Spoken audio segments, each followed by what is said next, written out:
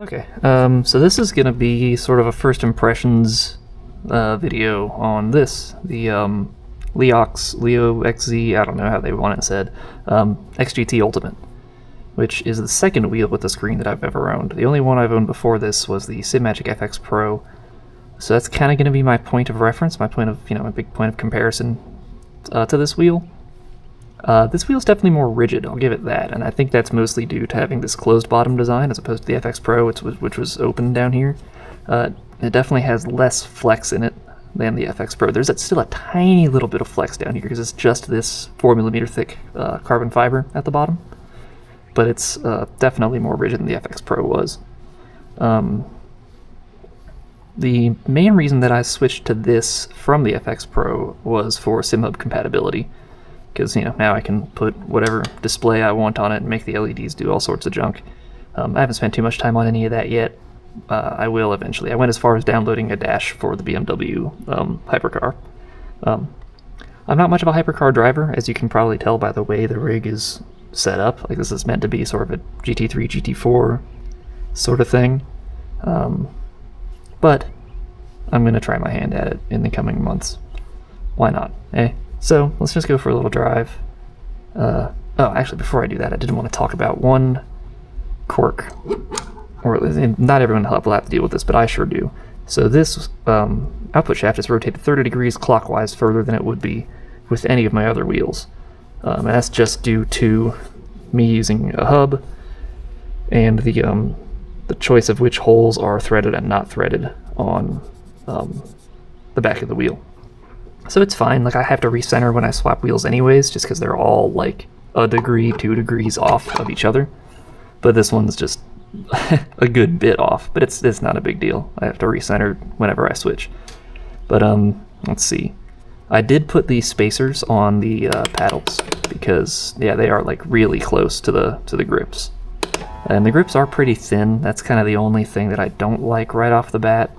The rotaries don't take a lot of effort to turn. They have good detents, but there's just low resistance to rotate them. But they are all push button rotaries as well, which is kind of nice. Thumb rotaries are pretty good. They could use a tiny bit more resistance, but they do feel better overall than the face rotaries. And the funky switches, of course, are just fine. They're just, it's a funky switch. What more do you want? Let's go for a little drive. So you can hear how loud the shifters are, because they are quite loud. Which, that might bother some people. It doesn't bother me. I personally like loud shifters. And they feel pretty good. They've got a good amount of resistance to them and a decent amount of travel. They honestly don't feel too dissimilar from the FX Pro's shifters. Maybe a little bit more kind of thin feeling, but I think that might just be because the actual paddles themselves are of a slightly thinner material. Like, I don't mean thinner feeling in that I don't know what I mean. Like, it's sort of like a tactile thing. There's just a bit more plasticky hollowiness to it, but there's no, very little plastic on this wheel, so I don't know what I'm talking about.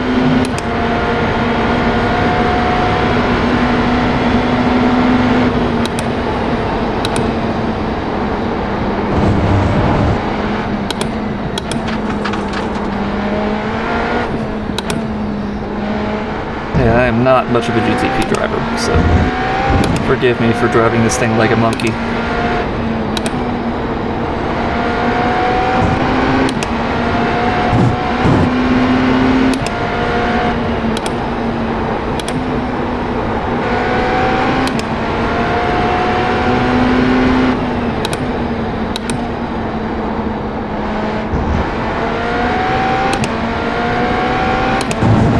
Overall, the wheel feels pretty darn good to use. The only thing I don't like is that the grips are just a little bit small for my taste.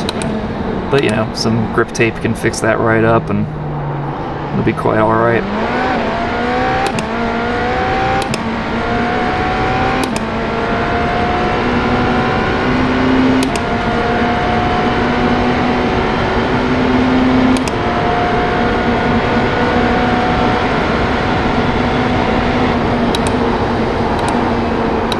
Oh goodness.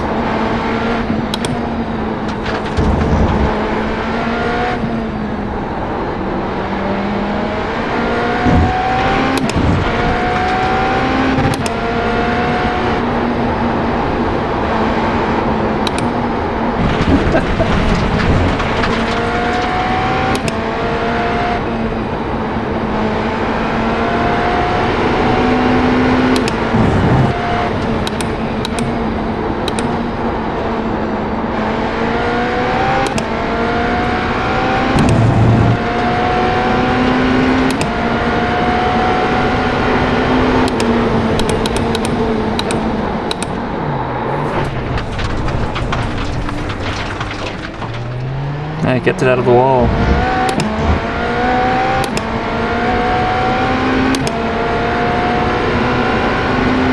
And overall, for the price, I mean, it costs about the same as the FX Pro did, you know, with all the options that I got. So I ordered it without the wireless kit, and with the extra paddles, and I didn't order it. I ordered it without a quick release because I didn't want, you know, to have to open the wheel up to take the quick release off to then put the little extension hub that I use back on. But I think after that, and then after shipping, it was just about 800 bucks, a little under 800, which is what the FX Pro goes for at list price. So what you get for that money is really, really compelling.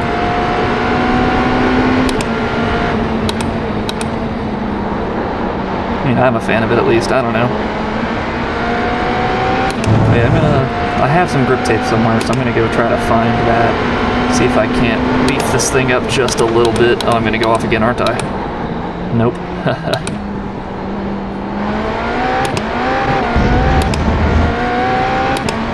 Just try to get this thing to feel a bit more substantial, because I've got big old monkey paws. Got smaller hands, you won't have a problem.